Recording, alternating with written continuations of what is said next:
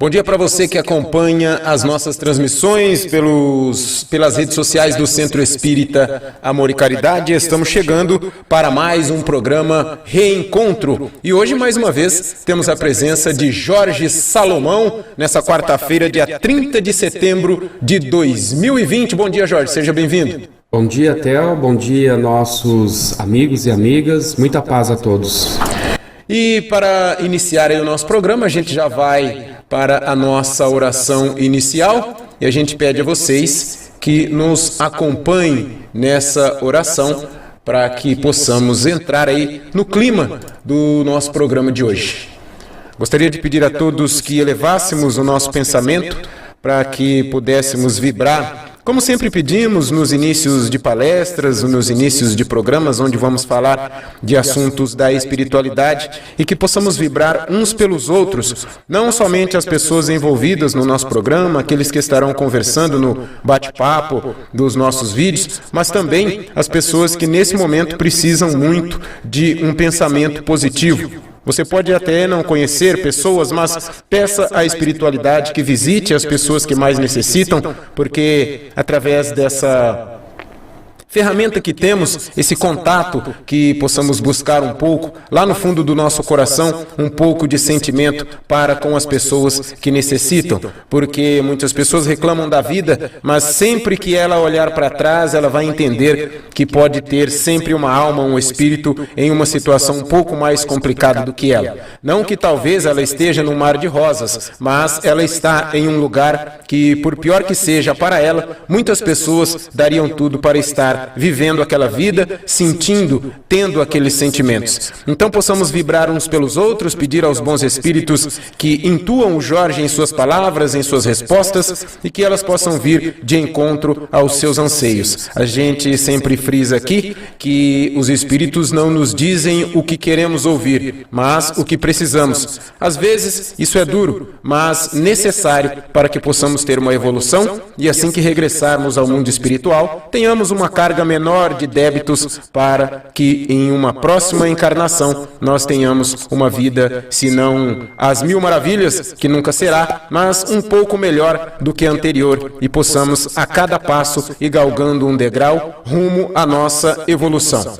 Que Jesus abençoe o nosso programa, que possamos conversar e ajudar pessoas e a partir de agora o programa Reencontro está no ar e que assim seja. Bom, estamos aqui falar para vocês que a livraria e a editora SEAC está preparando o lançamento de mais um livro do Sidney Fernandes. Então vocês fiquem ligados em nossas redes sociais, principalmente sobre a editora e sobre a nossa livraria. Renato Leandro, a Dona Lúcia, Reginaldo, Jonatas, todo o pessoal está aí focado nesse lançamento que acontece nesse mês que começa a partir de... depois de amanhã, né, Jorge? Depois de amanhã? Não, amanhã. Amanhã é dia 1º. É verdade. Ô Jorge, eu tenho aqui uma pergunta para você, que conversando com as pessoas a gente sempre vem as dúvidas, né?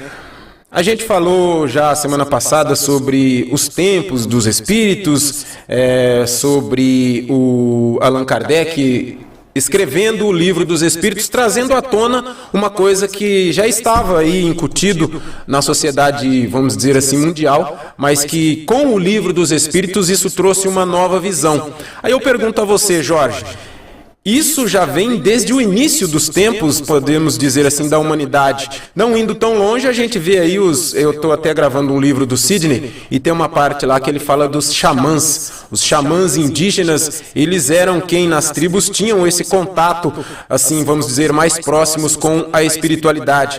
Mas eu acredito que em uma breve pesquisa aí a gente pode encontrar contatos com os espíritos em comunidades muito mais anteriores. Então, quer dizer, o Allan Kardec não trouxe nenhuma novidade, né, Jorge? Ele apenas abriu uma cortina assim e mostrou a coisa um pouco mais escancarada para que a gente soubesse mais ou menos o funcionamento dessas coisas. É verdade, Theo.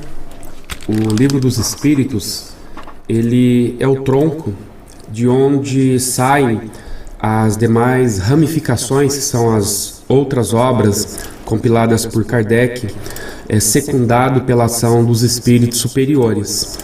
E tudo que ali foi estabelecido não é objeto de descoberta, mas sim de organização, de sistematização, tendo em vista que as informações, os assuntos, os temas debatidos no Livro dos Espíritos são temas tão antigos quanto antiga é a humanidade. Kardec, com todo o seu esforço, com toda a sua capacidade, auxiliado pelos irmãos maiores, acabou por estabelecer ali uma série de questões para que a humanidade pudesse compreender que a vida, ela não tem início no berço e nem se encerra no túmulo, mas que todos nós somos criados para a imortalidade, já que a característica marcante de nós, os espíritos, é a imortalidade, ou seja, não morrermos jamais. O que morre, obviamente, é o corpo. Todavia, a nossa essência, a nossa alma, o nosso espírito permanece sempre. Então, Theo, esse livro, o Livro dos Espíritos, ele condensa uma série de informações que diz respeito à história da humanidade, diz respeito às leis divinas, às leis morais e uma série de outros assuntos que são super interessantes que nós estudemos, exercitemos acima de tudo, para podermos melhor compreender a dinâmica da vida. E nós podemos dizer que existem 3 revelações. A primeira com Moisés, a segunda com o Cristo, a terceira é o Espiritismo, que traz para nós informações de conforto, de consolo, informações que nos colocam nos trilhos da vida rumo à espiritualidade superior, mostrando que nós somos produtos de nós mesmos e não necessariamente produto da obra dos outros, produto alheio, mas sim somos herdeiros de nós mesmos, conforme acentua Leon Denis naquela obra Problemas do Ser, do Destino e da Dor. Jorge, e essa chegada, o fato de o Kardec trazer à tona o Livro dos Espíritos e essa, vamos dizer, novidade, apesar de que, como eu disse anteriormente, era uma coisa que já estava no nosso dia a dia, na nossa vida. Por que foi tão discriminado o Espiritismo, levando em consideração que inconscientemente todos nós já tínhamos assim essa sensação de que somos, vamos dizer, vigiados, somos ajudados, somos auxiliados, somos influenciados tanto para coisas boas ou coisas não tão boas? Porque depois que o Kardec mostrou a realidade espiritual, teve essa grande discriminação. É coisa do diabo. Hoje em dia tive relatos, eu dizendo às pessoas que eu sou espírita agora, eu que já fui católico, algumas pessoas que não têm tanto conhecimento do que acontece no centro espírita, falar assim, mas você vai lá só fala, é coisa do diabo, isso é não sei o quê.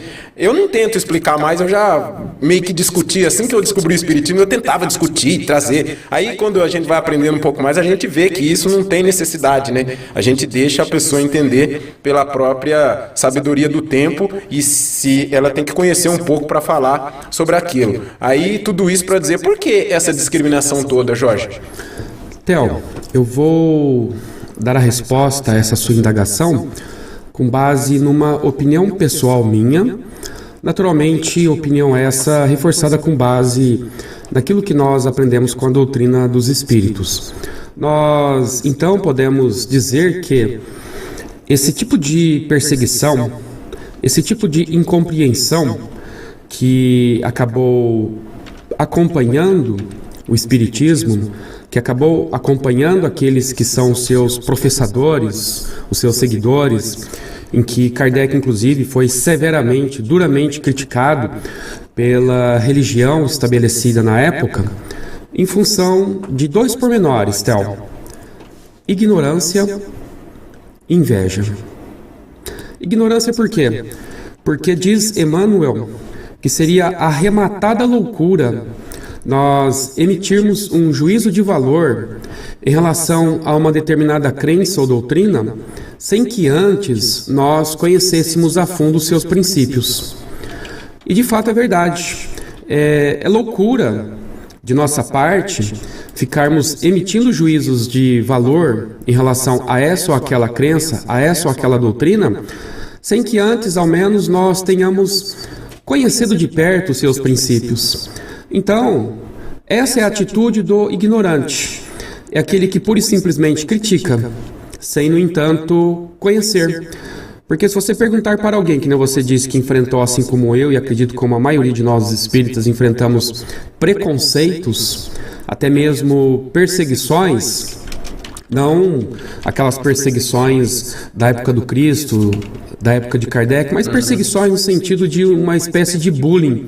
Ah, o Theo, o Jorge, é espírita, então vamos nos afastar dele ou deles. Eu tive essa situação, eu vivenciei essa situação quando meus irmãos da fé que eu congregava na igreja evangélica que eu frequentei, dali migrei para o espiritismo, ficaram sabendo, Theo, que eu migrei para o espiritismo.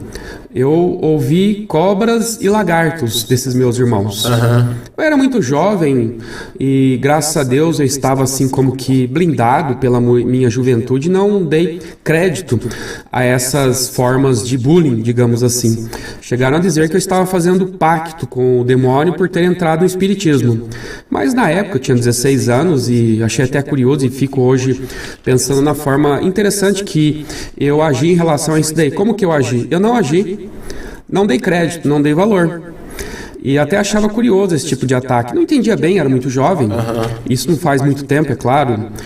E em função disso, nós notamos que há essa ignorância, essa atitude estúpida do ser humano de achar-se dono da verdade, sem, no entanto, tentar ao menos conhecer a verdade do outro.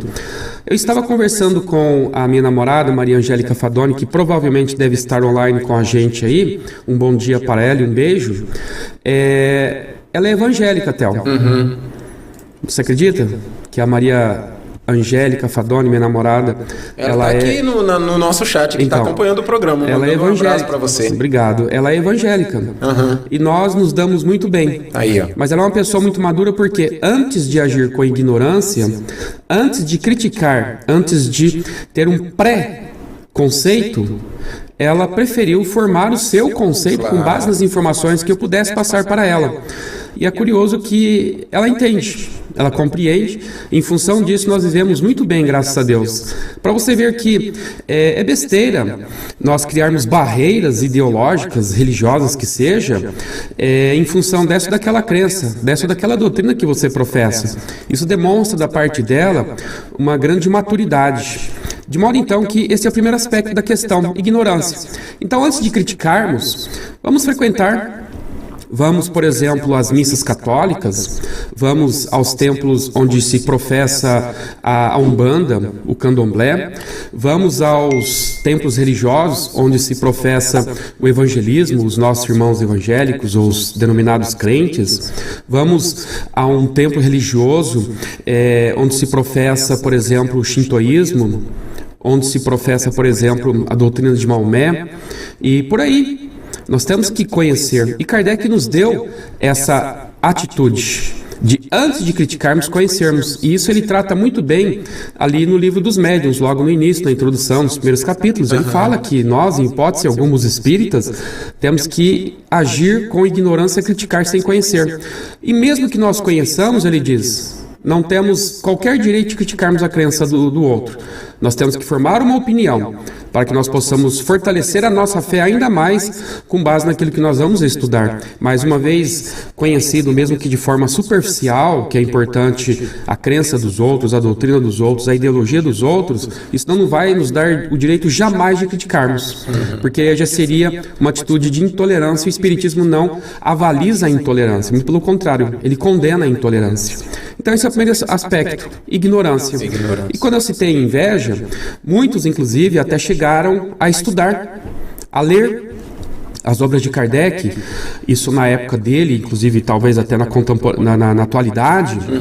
As pessoas muitas vezes acabam lendo na defensiva, isso é ruim. É como se fosse um carro com freio de mão puxado.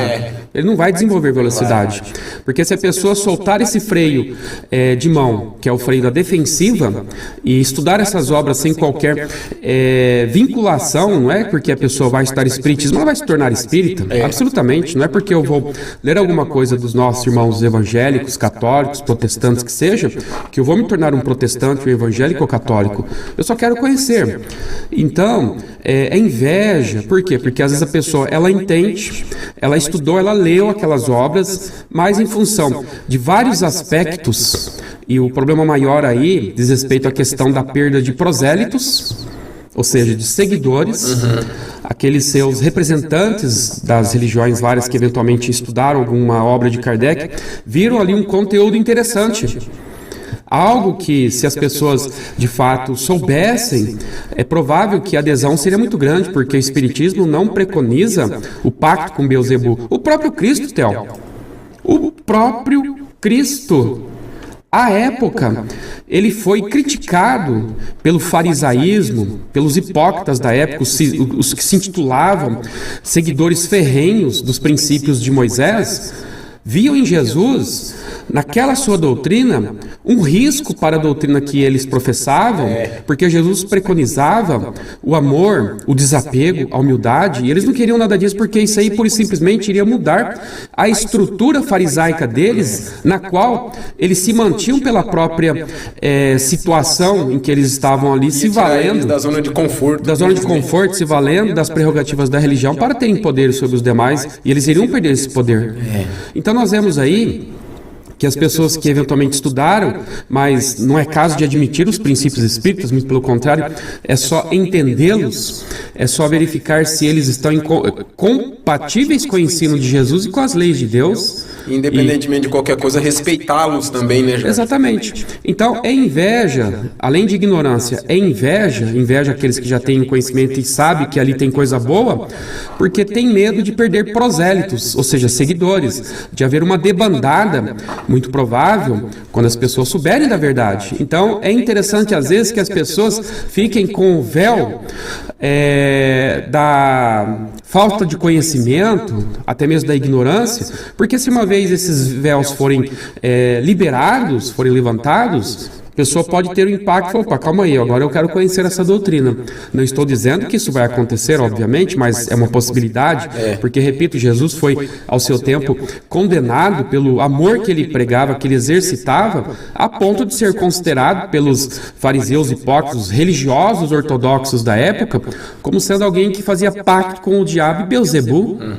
Olha só, até o Cristo foi acusado de fazer pacto com o diabo, com Beelzebul. Assim como Kardec e os seus seguidores, os espíritas, foram acusados de fazerem pacto com o diabo, com Beelzebul, com o demônio, com o que seja, mas quando as pessoas forem convidadas a conhecer o que é a doutrina espírita, eles vão falar, nossa, mas era isso. Eu pensava que vocês cultuavam um demônio, que aí no centro de vocês tinha a imagem do cão, tinha a imagem do capeta do demônio, e vocês então cultuavam essas imagens, veneravam esses seres, essas entidades do mal. Pelo contrário, aí Jesus, em resposta a essas acusações dele supostamente fazer pacto com o diabo ou com Beelzebul, ele disse o seguinte: como pode uma árvore boa dar maus frutos?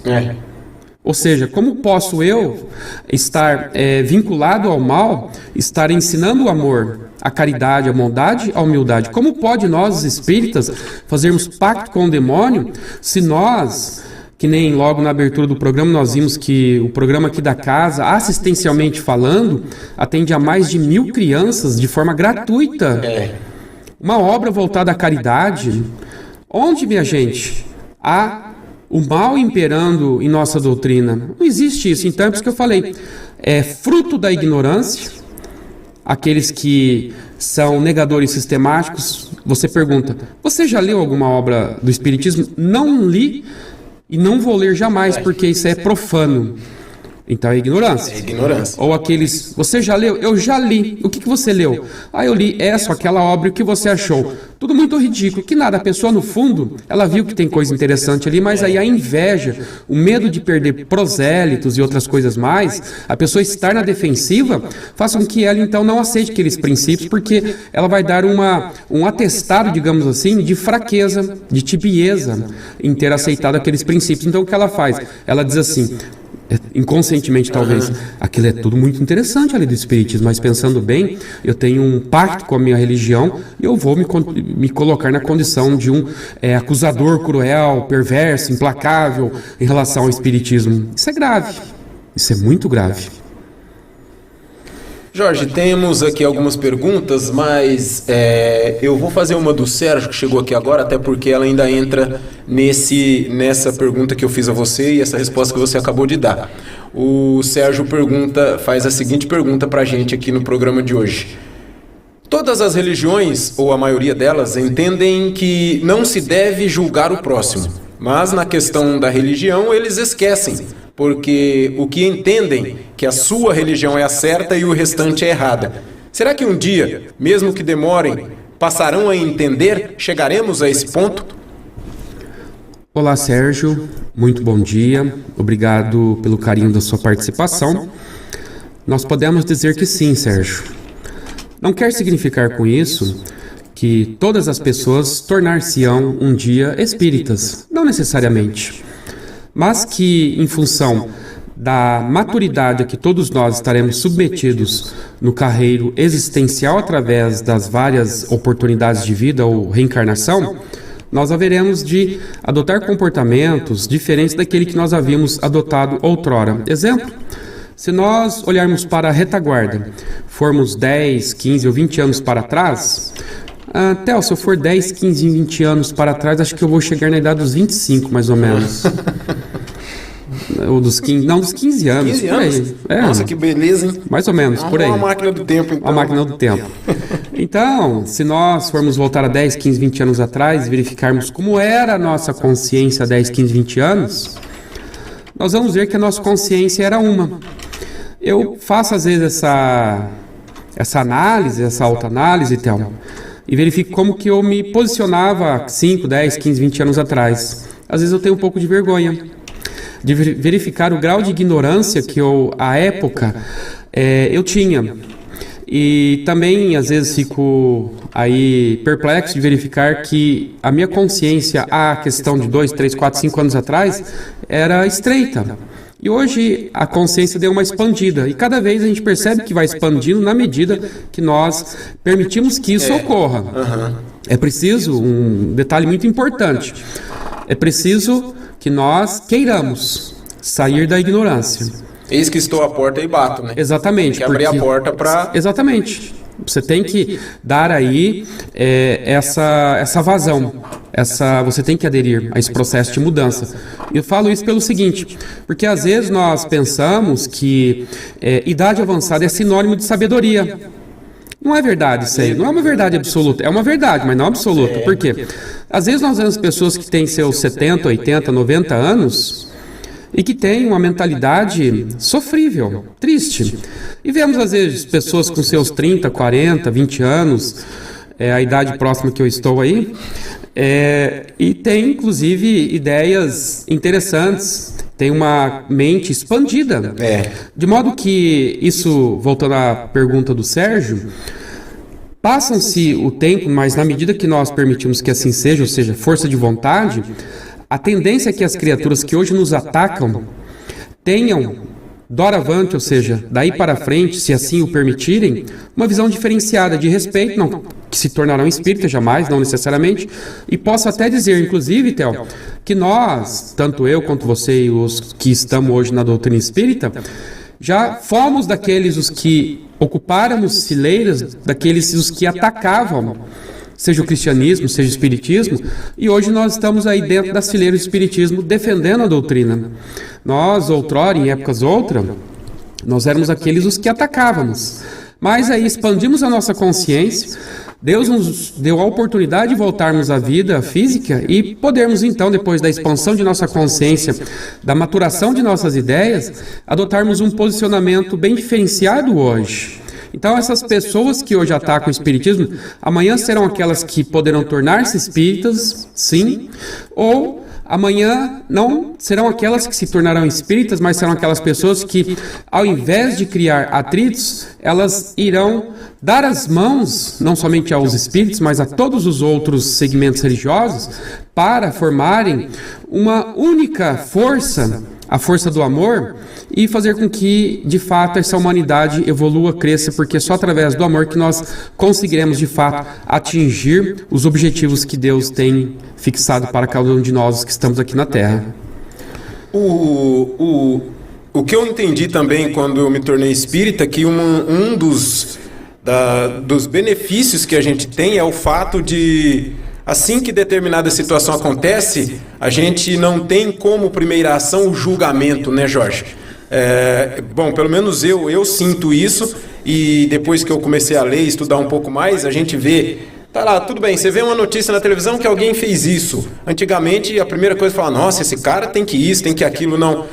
Eu, como espírita, a gente já começa a analisar outros fatores, o porquê levou esse cara até isso. Tudo bem, uma hora ele vai pagar isso, pode não ser nessa vida, pode ser em uma próxima vida, mas a gente não vai julgar a pessoa, o espírito, pelo que ele fez. A gente vai tentar entender por que isso aconteceu. Claro que não estamos aqui passando a mão por cima, falando, não, que não sei o que, coitadinho, mas a gente vai tentar entender a situação para depois criar alguma definição ou algum comentário. Enquanto em outros tempos, algumas pessoas que não são evangelizados ou não são religiosas, já vão atacar primeiramente a pessoa ou o espírito que seja. O bom do espiritismo é esse primeiro momento, não é, Jorge?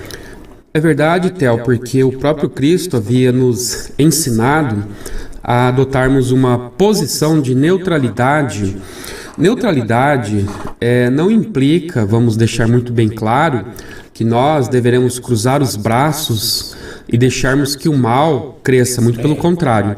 Nós temos que ter uma atitude ativa para confrontarmos o mal, não com armas, mas com argumentos, com atitudes de compreensão, de tolerância, sabendo que aquele que eventualmente errou é um ser humano passível de evolução, como todos nós outrora havíamos errado e estamos errando, mostrando que nenhum de nós somos melhores do que os outros ou sequer perfeitos por conta de estarmos neste ou naquele segmento religioso. E sobre essa questão de nos colocarmos na condição de seres perfeitos, dou um exemplo do próprio Jesus, quando certa feita havia sido ali defrontado pelo jovem rico, quando ele chegou até o Cristo e disse, bom mestre, o que eu faço para alcançar a vida eterna?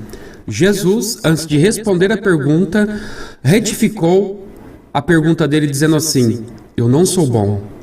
Bom é o Pai que estás nos céus. O próprio Jesus se colocando numa condição humilde perante Deus, não se reconhecendo como tal, ou seja, como sendo um ser bom, um ser perfeito. Se assim Jesus se colocou, eu me pergunto para mim mesmo, e eu?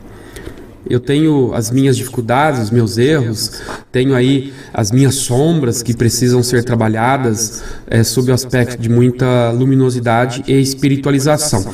Então o próprio Cristo também havia dito em relação a essa questão que você falou, Theo, de não julgueis para que não sejais julgados. Porque com a mesma medida que medirdes a outrem haverá de medir a vós também. É nos mostrando que nós não temos que julgar ninguém, porque o único capaz de nos julgar é Deus, é o próprio Cristo.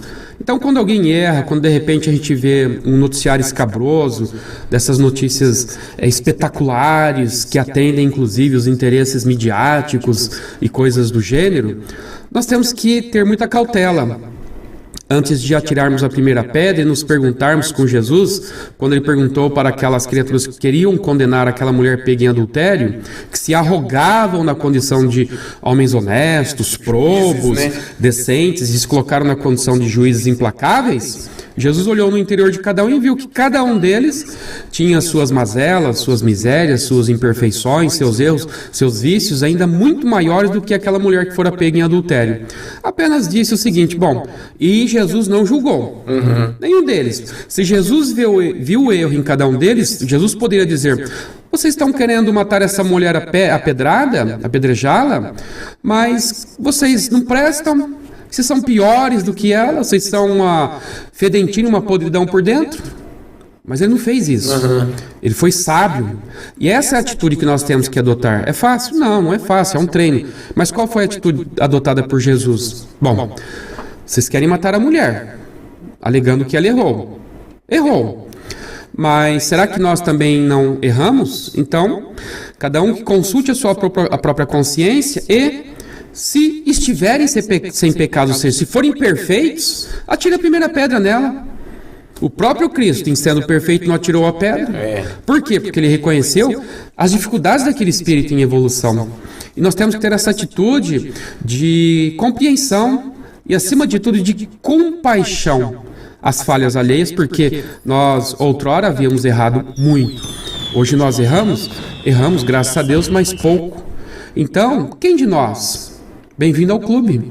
Quem de nós temos aí, de fato, a perfeição de consciência para sairmos julgando a quem quer que seja? E mesmo que chegássemos a esse grau de perfeição, como foi o caso de Jesus, nós iríamos ter compaixão pelas criaturas e vamos dizer, eu não vou julgar porque é um espírito cheio de dificuldades, cheio de problemas, cheio de conflitos, cheio de sombras, de ignorâncias. Então nenhum de nós temos aí que sair atirando pedras, nos arrogando na condição de juízes implacáveis, donos da verdade, porque isso é ridículo, isso é perverso, isso é cruel, isso confronta, inclusive, com aquilo que a doutrina, os espíritos nos ensinam, que nós não devemos julgar a quem quer que seja, a não ser a nós mesmos.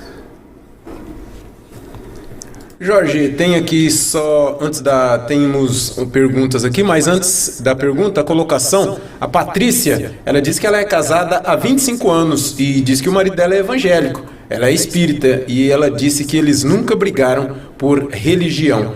E já tem aqui outro caso da Elda Souza Santanelli, ela diz, triste a ignorância, minha filha é umbandista e falamos com muito amor sobre Umbanda e sobre Espiritismo, mas tanto ela como eu somos julgadas como pessoas do mal por algumas pessoas, que é o caso que você estava falando aí, das pessoas julgarem, né? A Mônica Tito diz que o importante é a consciência e ela pediu, conversando com ela aqui.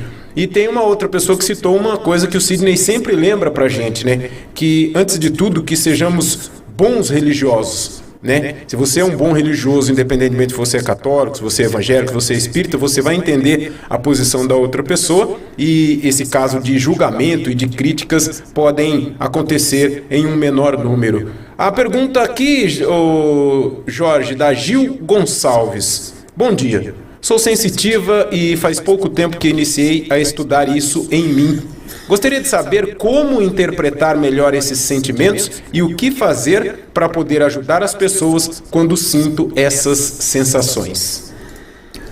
Muito bacana o comentário da Mônica, da Elda, da Patrícia.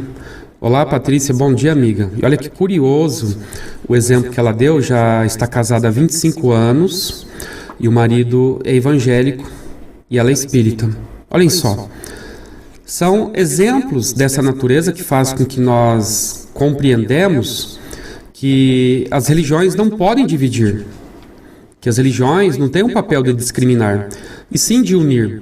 Se formos pegar o étimo, a etimologia da palavra religião, vem do latim religare, que significa que ela tem a função de nos religar, de nos conectar a Deus. Deus é o todo, Deus é uno. Se as religiões têm a finalidade de fazer com que nós, seus seguidores, nos conectemos a Deus, e nós somos quem? Todos filhos de Deus. Então esses divisionismos, essas discriminações, na verdade, não é obra divina, é obra do homem. As religiões são criações humanas, não é criação divina. Obviamente são criações humanas sob a inspiração do divino, que cada qual ali captou aquela realidade e então inseriu isso em forma de teorias, de princípios, e aí nasceram as várias religiões que nós conhecemos. Mas que se formos analisar o princípio de cada uma delas, nós vamos notar que todas são boas, sem exceção. Todas nos levam naturalmente a um destino comum, que é nos religar a Deus. Então essa é a finalidade. Então nós temos que nos irmanarmos. Jesus não criou religião alguma. Se vocês pegarem os 4 evangelhos, Mateus, Marcos, Lucas e João, vamos ver se ali nós encontramos Jesus dizendo: eu sou da religião tal. Não. Ele só disse que quem quiser chegar ao Pai tem que ir por ele. Ninguém chega ao Pai senão através de mim. Ou seja, dos meus exemplos, do amor, da humildade, da prática das virtudes. Essa é a verdadeira religião. Ela não tem denominação.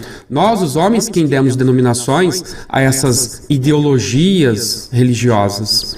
Então é besteira nós entrarmos com essa bandeira do divisionismo, porque Jesus não dividiu ninguém. Quem divide são os homens. Aí muitas das vezes movidos por interesses escusos, por interesses inclusive reprováveis. Entrando na pergunta da nossa amiga Gil. Olá, Gil, um bom dia para você, obrigado pela sua participação. Sobre essa sua pergunta, nós podemos dizer o seguinte, que na medida que nós vamos ganhando maturidade, essa maturidade nos permite expandir as nossas consciências. E na medida que nós expandimos as nossas consciências, nós então teremos um processo de conexão mais intensificada com a espiritualidade. De modo que nós teremos uma acústica mais amplificada e ouviremos melhor os nossos mentores, ouviremos melhor a espiritualidade superior, fazer com que nós ganhemos então inspirações quase que diariamente. Não quer dizer que em função disso nós haveremos de escravizar os espíritos para estarem conosco ao nosso bel prazer, quando, por exemplo, estalarmos os dedos eles estarem aí conosco. Isso não acontece. O gênio da lâmpada, né? Exatamente, isso não acontece, porque os espíritos têm muito o que fazer, mas muito mesmo. Um exemplo pálido que nós podemos ver é se pegarmos qualquer obra de André Luiz, aquelas relacionadas aos seus romances maravilhosos. Em todas essas obras, essa série aí de André Luiz, os romances que desvenda o mundo astral, nós vamos notar que os espíritos estão em constante atividade, e ali em nenhuma obra nós vemos eles pura e simplesmente curtindo as regiões paradisíacas do além. Muito pelo contrário, eles estão trabalhando demais. Então é trabalho, trabalho e mais trabalho. Então, minha amiga Gil, para que nós possamos desenvolver as nossas aptidões e colocar essas aptidões em prol dos nossos irmãos, nós teremos que primeiro nos reformar a nós. Claro, não teremos que esperar que cheguemos a um grau de otimização ou de perfeição, porque isso ainda está longe de nós. Nós temos que oferecer aos nossos irmãos que já temos no momento. E temos muito para oferecer. Às vezes pensamos que não. Nós temos muito. E você, obviamente, tem muito a oferecer àqueles os que se aproximam de você com a sua paz de espírito. Muitas das vezes, principalmente nesses dias que nós estamos vivendo aí, dias às vezes um pouco atormentados, tumultuados, nós temos que oferecer um ombro amigo, porque as pessoas estão carentes. Nós notamos que as pessoas estão carentes de serem ouvidas. Está aí uma oportunidade, inclusive uma grande caridade, de nos colocarmos na condição de ouvintes dessas pessoas. Não precisamos ser terapeutas, não precisamos aí ter qualquer técnica. Bastamos que nós, pura e simplesmente, cedamos um pouco do nosso tempo para ouvir as pessoas, seja via telefone, seja pessoalmente, e deixar que essa pessoa, então, exponha suas dores, suas angústias, suas tristezas, suas mágoas e infelicitações. E isso vai ser um trabalho maravilhoso, porque, repito, as criaturas estão carentes. Isso, inclusive, ocorre essa carência dentro do próprio lar, Theo, em que, às vezes, os cônjuges não se conversam, não dialogam. E, em função mesmo, até em função dessa grande tecnologia que nós estamos vivendo, nós vemos as pessoas dentro da própria casa, sentadas à mesa, mas cada uma com seu celular. Não se olham mais nos olhos, os assuntos são muito bem reduzidos, o papo agora é com os instrumentos eletroeletrônicos, não estamos criticando, isso é muito bom, mas nós temos que observarmos bem como nós estamos fazendo uso dessas tecnologias e nos afastando uns dos outros. Então, Gil, desenvolva sua capacitação amorosa, expanda sua consciência, como todos nós, obviamente, se estou falando para mim, não é para você. E que, como disse Jesus, quando o trabalhador está pronto, o trabalho aparece. Pode ter certeza que o trabalho já deve estar aí aparecendo para você, e siga esse rumo, siga esse caminho e dê o seu amor, dê o seu exemplo para as criaturas, que você já estará, obviamente, expandindo a sua consciência, aumentando a sua capacidade sensitiva ou até mesmo, quem sabe, mediúnica. Jorge, tem aqui a colocação, a pergunta da Márcia Regina. Ela pergunta assim: bom dia, Theo, bom dia, Jorge, bom dia, Márcia, obrigado pela sua participação. Partindo do princípio que não cai uma folha de uma árvore sem a permissão do Pai Maior, como fica essas pessoas que, por seu livre-arbítrio, estavam em um momento de um acidente ou outra fatalidade e não era a hora dela desencarnar? Fale um pouco sobre isso. Desde já agradeço. Márcia Regina. Jorge. Márcia Regina, bom dia, obrigado pelo carinho da sua participação e audiência. Excelente pergunta, parabéns a você. É verdade, Jesus deixou muito bem claro que não cai uma folha da árvore sem que Deus aí, obviamente, queira. Mas não quer significar que todos os acontecimentos fatalmente acontecem porque Deus quer. Não. E você utilizou inteligentemente uma expressão que já soluciona essa questão. Qual é? Livre-arbítrio. É verdade. Nós, enquanto espíritos humanos que somos, Deus nos deu a faculdade do livre-arbítrio, que é a liberdade de agir. Essa liberdade de agir, ela não é ampla, ela não é irrestrita, ela é condicionada. Condicionada a quê, Jorge? Essa nossa liberdade é condicionada a uma responsabilidade. Jesus deixou muito bem claro quando disse para Pedro o seguinte: Pedro, guarda a tua espada, porque quem com o ferro fere, com o ferro será ferido. Ou seja, você tem um livre-arbítrio de fazer uso da espada. A liberdade é sua, mas não somente a liberdade, mas a responsabilidade que vai acompanhar o uso dessa sua liberdade é algo indissociável. De modo que, quando, por exemplo, nós, sem prestarmos as devidas atenções, nós caímos no campo da imprudência, da falta de cautela, isso vem a gerar um prejuízo a nós ou a terceiros, ceifando as nossas vidas fora de época ou a vida de terceiros, não quer significar que isso está na ordem dos acontecimentos, mas somos nós quem aceleramos os acontecimentos pela nossa invigilância. Isso acontece muito, muito mesmo. Inclusive, minha amiga, cito a obra de André Luiz, que trata desse assunto de uma forma muito densa, muito bem esclarecida na obra Ação e Reação, e também ali no Evangelho segundo o Espiritismo, quando os Espíritos tratam das causas atuais e das causas anteriores das nossas aflições. Quando eles falam causas atuais das nossas aflições, eles querem dizer o seguinte: que às vezes muitas dores que nós estamos enfrentando no presente momento não é fruto de obras em existências passadas, mas nesta mesma existência. Mostrando, portanto, que aquilo que nós falamos quando Jesus disse que a liberdade que nós temos está condicionada a uma responsabilidade, e é verdade. De modo que, quando nós fracassamos, quando nós erramos, quando nós aceleramos um processo de acontecimento, isso não está fatalmente prefixado para que ocorra, mas somos nós quem assim o criamos. Por exemplo, se eu pego o meu veículo, vou até as rodovias e imprimo uma velocidade bem acima do limite estabelecido, de 110 ou de 120, vou ali para 180, 200, 250... o risco de eu vir a sofrer um acidente ou causar um acidente a terceiros é imenso, é enorme. E se em função desse excesso de velocidade, portanto dessa imprudência, eu vier a acabar com a minha vida ou com a vida de terceiros, isso não está, obviamente, permitido por Deus. Nós aceleramos um processo e nós responderemos por isso sem dúvida alguma. Então, não existe fatalidade, ou seja, tudo o que aconteceu, por exemplo, o fato de nós estarmos caminhando e de repente tropeçarmos, cairmos, quebrarmos um braço, quebrarmos o nariz ou quebrarmos um dente, não podemos dizer, isso estava aí para acontecer. Como certa feita nós havíamos ouvido um dia que ali na Índia, eles levam tão a sério essa questão aí da lei de causa e efeito ou da reencarnação, que se eles veem alguém que está ali se afogando num lago, é capaz dessas pessoas irem lá no lago e afogar a pessoa achando que aquilo é o acontecimento pelo qual ela tem que enfrentar, é o destino dela. E não é isso, a pessoa tem que ir ali salvar aquela criatura.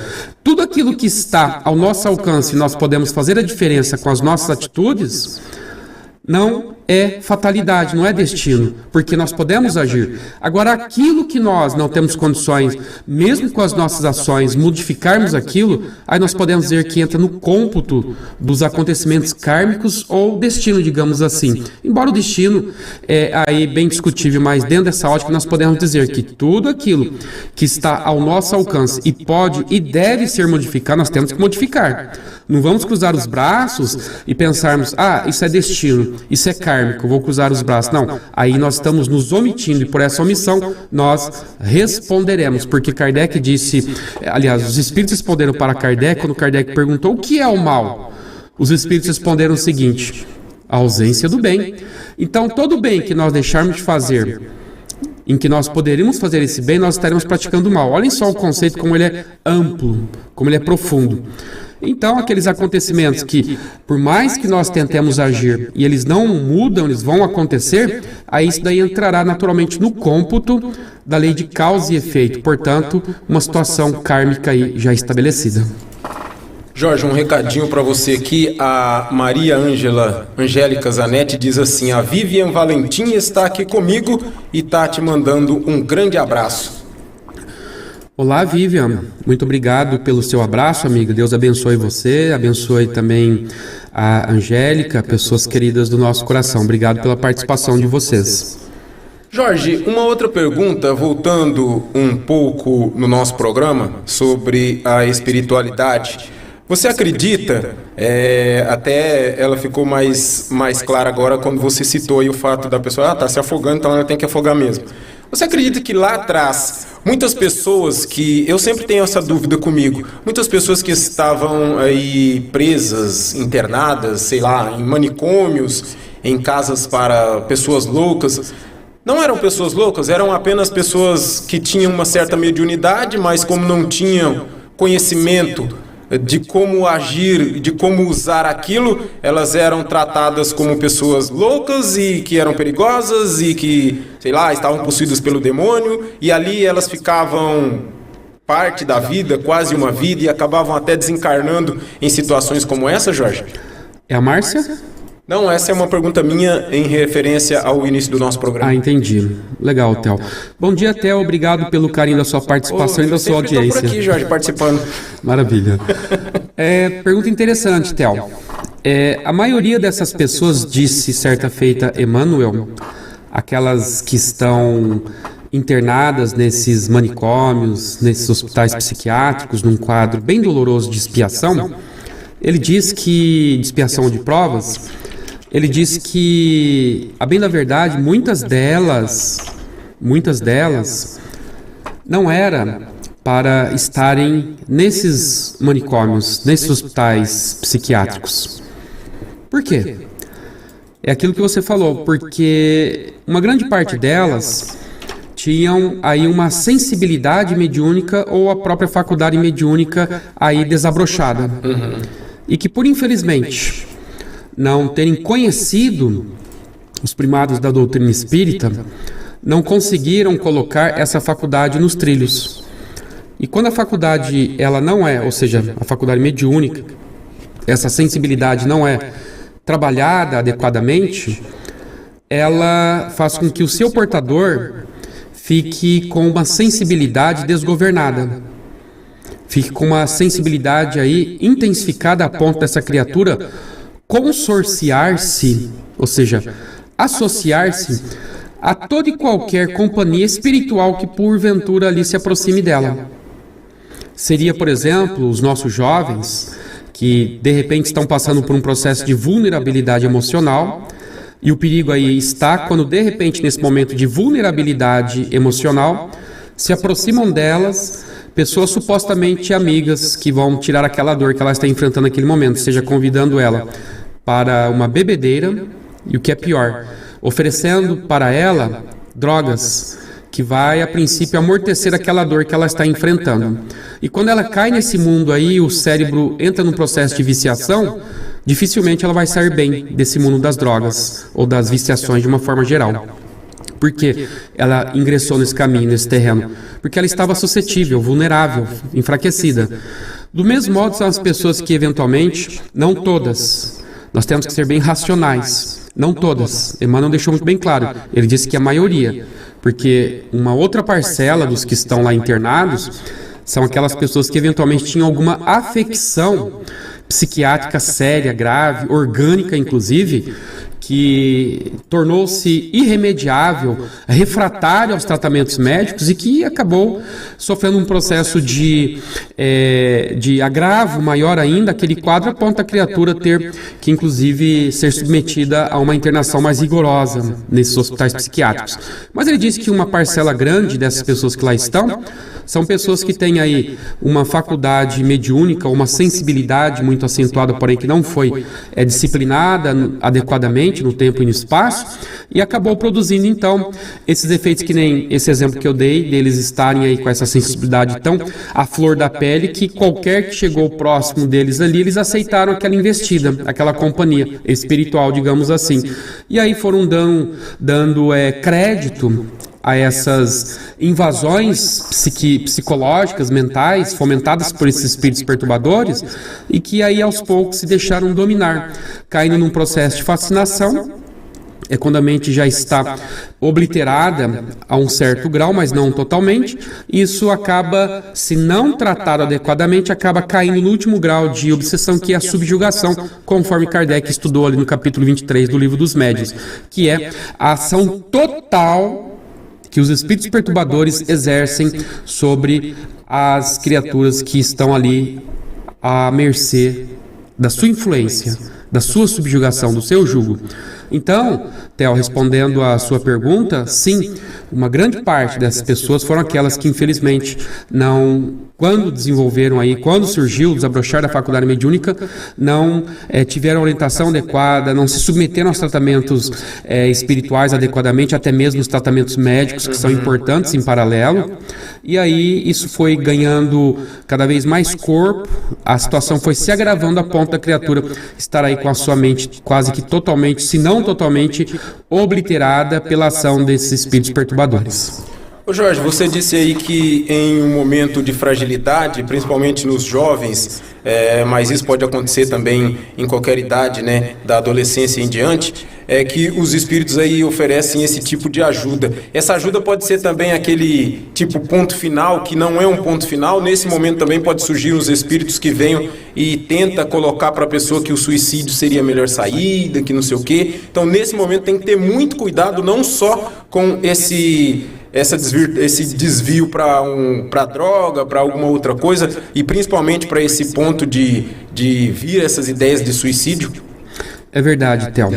Isso nós vamos ver em várias obras que tratam do assunto, mas uma que me veio à mente aqui agora, que vale a pena ser estudada e ressaltada, é da Ivone do Amaral Pereira, intitulada Dramas da Obsessão, em que vários membros de uma única família, Theo, estavam sendo ali monitorados por espíritos perversos, mas que se colocaram na condição de vítimas e viram nos encarnados que ali estavam nessa presente existência, segundo a narrativa dessa obra, Dramas da Obsessão, e se viram vítimas daquela família que ali estava, que em épocas passadas, em outras vidas, se viram na condição de perseguidos, de prejudicados, e as pessoas reencarnaram. Então esses espíritos acabaram encontrando essa família aqui reencarnada, e então passaram a investir contra elas através de um processo de obsessão, em que 2 ou 3 membros aí dessa obra haviam se suicidado sob o comando, sob a ação desses espíritos perturbadores.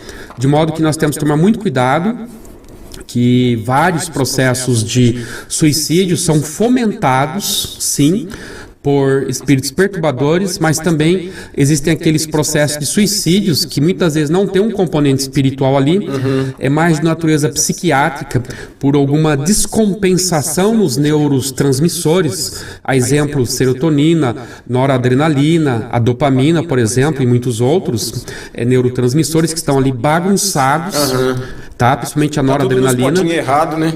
Então, eles estão bem bagunçados, é a química cerebral que está bagunçada, é um processo orgânico que requer um tratamento imediato por parte dos nossos médicos, dos psiquiatras.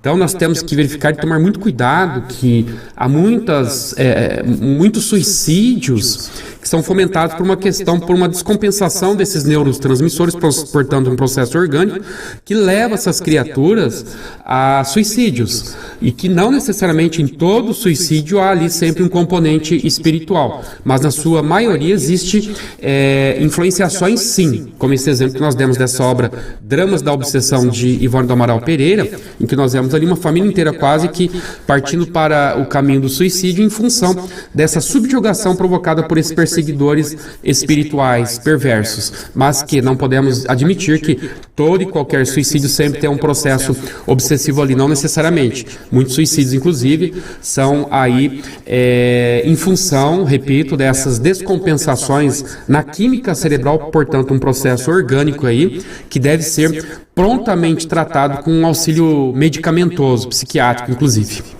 Tá certo. Antes da nossa última pergunta no nosso programa de hoje, quarta-feira, dia 30 de setembro, já tá indo pro Beleléu. Beleléu é termo do tempo do Jorge, tá? O Jorge é novinho, esse Beleléu, beleza pura, isso daí é coisa do tempo do Jorge. É por isso que eu gosto do Theo, pela sinceridade que ele age em relação a nós, é verdade, ele disse que é mais do tempo dele. Beleléu, que vocês ouvintes sabem que é Beleléu, isso aí foi bem longe, isso é de 50 anos atrás mais ou menos. Nossa senhora, bem longe mesmo. Muito longe. Passando aqui primeiramente um recado do Sérgio Totti, ele diz que a partir de amanhã, dia 1º de outubro, começa o mês Dois Amigos com Sidney e Richard Simonetti. Pinga Fogo diariamente e Despertar também diariamente nas páginas do Sidney Fernandes no Facebook, no YouTube e também no site. Nesse mês aí nós vamos matar um pouco da saudade do Richard Simonetti. Também teremos Pinga Fogo com 20 minutos diários. Então é o mês Dois Amigos, Sidney Fernandes e Richard Simonetti em programas revividos aí pelas redes sociais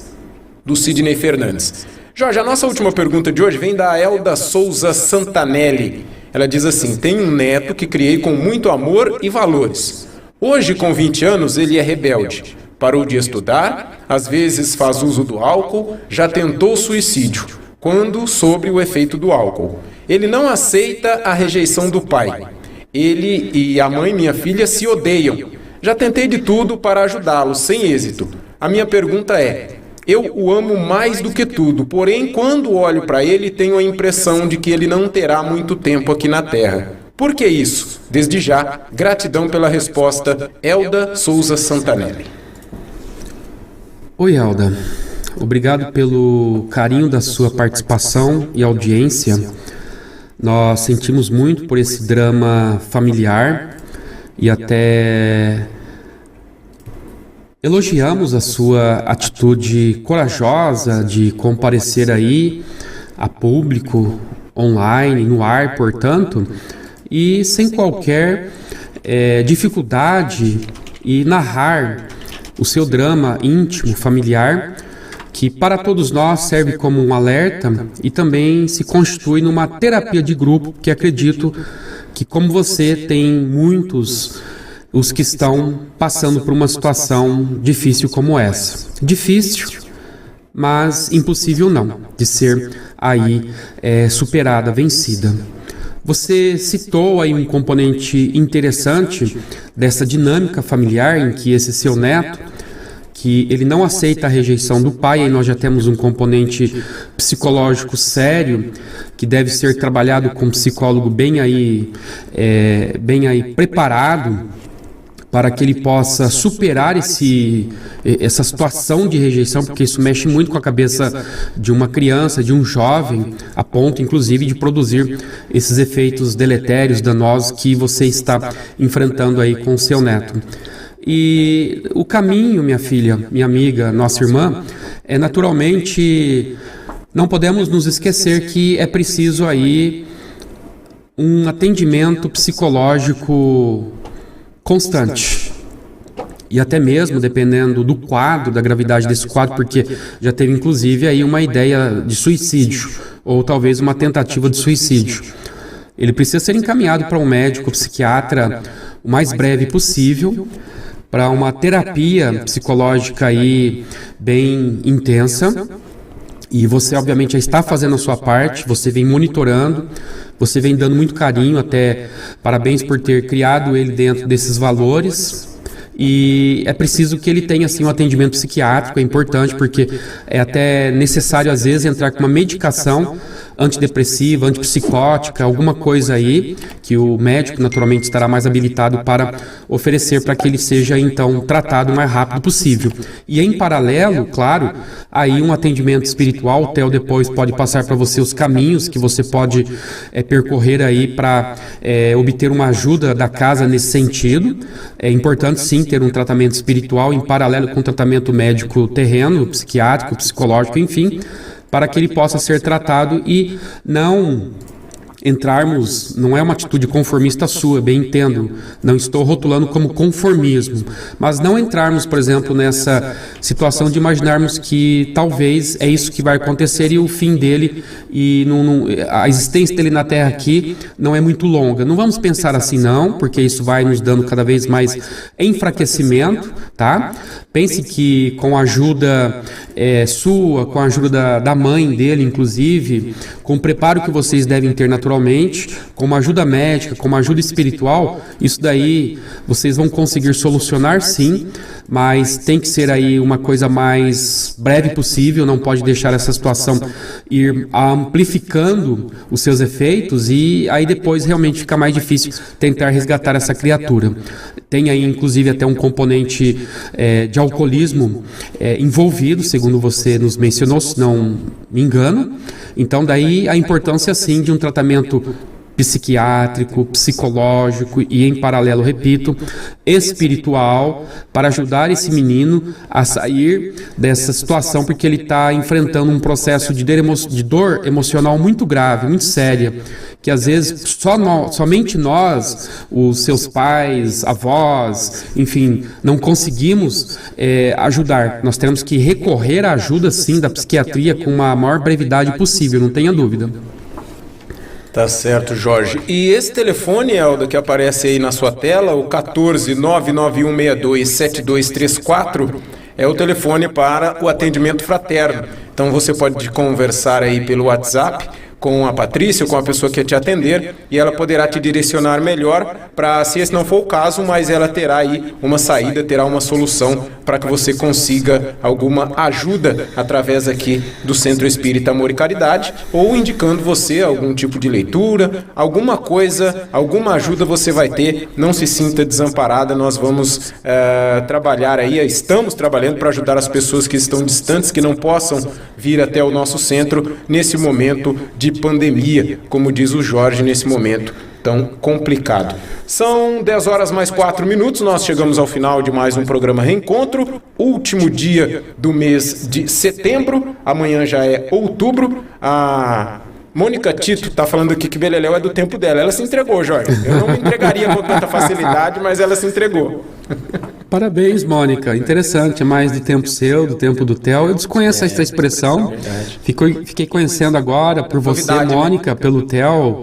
E é interessante mesmo. Não é do meu tempo, juro por Deus. Não posso jurar em falso. Nós estaremos de volta na próxima sexta-feira, mais uma vez com a presença do Jorge, para o programa Pinga Fogo. E eu gostaria de agradecer a todos que nos acompanharam nessa manhã de quarta-feira, deixar já o recadinho, o convite para vocês estarem nos acompanhando novamente na sexta, e o Jorge se despede e já aproveita e faz a oração final para que a gente possa encerrar o nosso programa de hoje. Muito obrigado pela participação e até a próxima. Obrigado, Theo, pelo carinho da sua amizade. Obrigado, nossos ouvintes, pela participação que faz com que esse programa seja o que ele é. E que Deus, neste instante, nos abençoe. E vamos orar. Pai amado, Jesus, nosso mestre e amigo, nós agradecemos por termos chegado ao final de mais um programa de aprendizado. Peço que o Senhor abençoe a todos os que estiveram conosco, de forma direta ou indireta, nessa participação dinâmica. Peço especificamente em benefício do neto da nossa irmã Elda, que enfrenta esse processo complicado, mas com certeza, com teu amor, a tua misericórdia e compaixão, haverá de, em breve tempo, ser auxiliado e, quiçá, possa também ser curado dessa dor emocional que o aflige tanto. Abençoa-nos a todos, obrigado pelo carinho do seu amor, da sua bondade e compaixão, que o Senhor nos abençoe hoje e sempre, e que assim seja, Senhor.